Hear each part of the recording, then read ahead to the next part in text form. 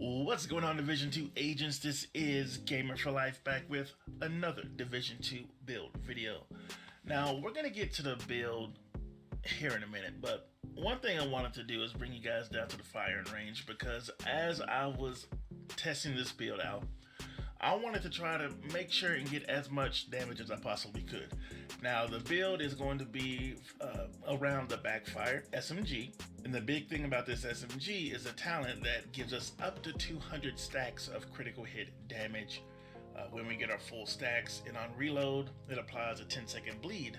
So that's when we're talking about this build, you want to try to get as much hazard protection as possible, and what takes a hit is obviously your damage, because you're going to need some gear pieces that help with hazard, and then of course your crit is what's going to take the biggest hit. But that's the beauty with this gun, we're going to get plenty of crit damage. But the one thing I wanted to do is make sure to have at least 100 or more percent critical hit damage, which you can see I did get to. We are at 58% crit chance and 140% crit damage, which means once I get full stacks on my backfire, I will be at 340% crit damage, which is beautiful. When going over this build, I just wanted to make sure that I had as much damage as possible, and I thought this was a good display of multiplicative damage versus additive damage. As we know, critical hit damage is considered additive damage, and things like the damage to armor, damage to target out of cover, damage to health, and any talent that says amplified damage is all multiplicative damage. So the two things that I wanted to test out here, I have these two pieces which gives me an extra 54% crit damage, as opposed to having contractor gloves and Fox's prayers, which will give me instead of the crit damage, it would give me 16% multiplicative damage. But we're going to go ahead and go over that real fast in this video. So I'm going to go ahead and get my stacks up to 200, and I'll be right back. Alright, you can see I have my stacks up to 200, and you can see the damage, crit damage 683, base damage 155. So the crit damage is 683 and the base is 155. So we're going to go over here and we're just going to change these two pieces to contractors.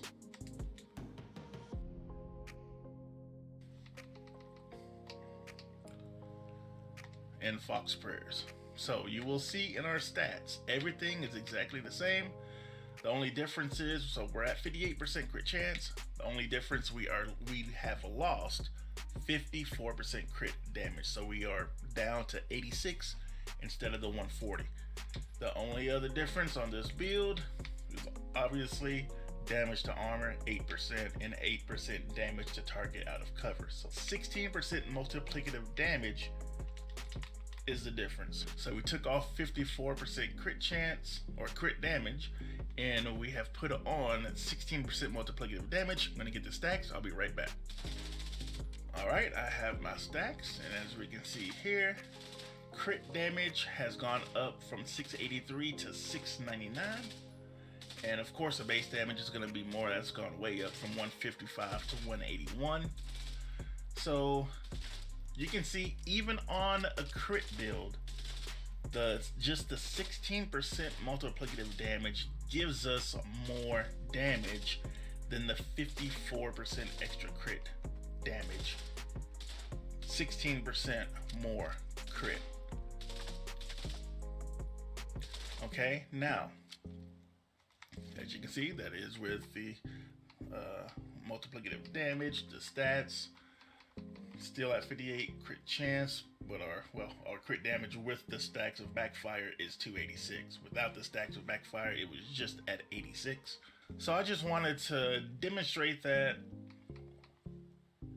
even on a crit build, the multiplicative damage will definitely be better.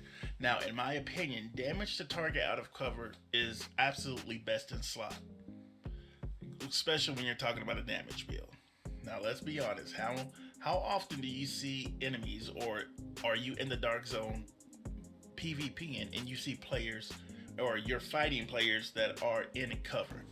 It is not that often. Honestly, I would say 99% of the time, you're shooting enemies that are out of cover.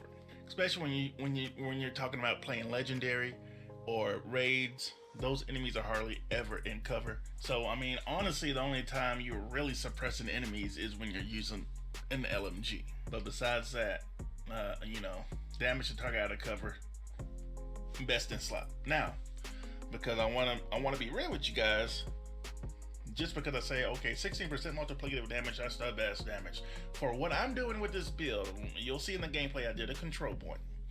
And honestly, at this point, I'm probably gonna do the build video separate because I just wanna talk about this for a second with you guys.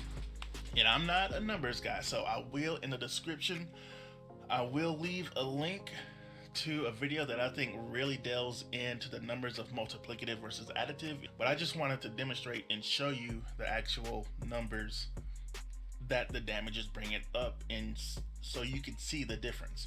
Now with damage to armor, this contractor gloves, they are not always the best in slot. Why is that? Well, that is because not all enemies obviously have armor. This is a talent that is damage to armor.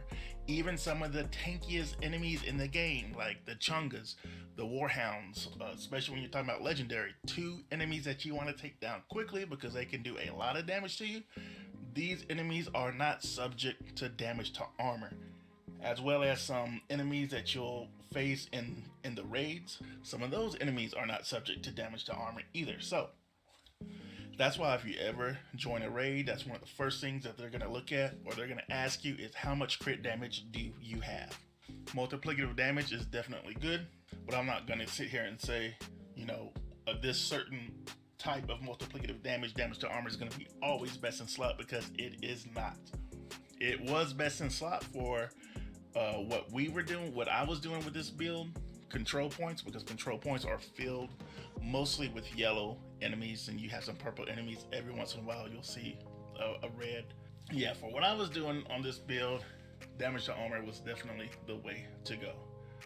So I just wanted to quickly show you guys that. And again, I'm going to leave that link in the description that really delves into the actual numbers of additive and multiplicative, how you come up with the multiplicative damage numbers as opposed to just adding the additive damage. So yeah, this video, I guess, is short and sweet because I'm going to do the build video separately, and you may have already seen the build video because I probably will come out with that first. Anyway, that is it for me. Hope you guys found this informative, and yeah, definitely appreciate you. And as always, my friends on YouTube, take it easy.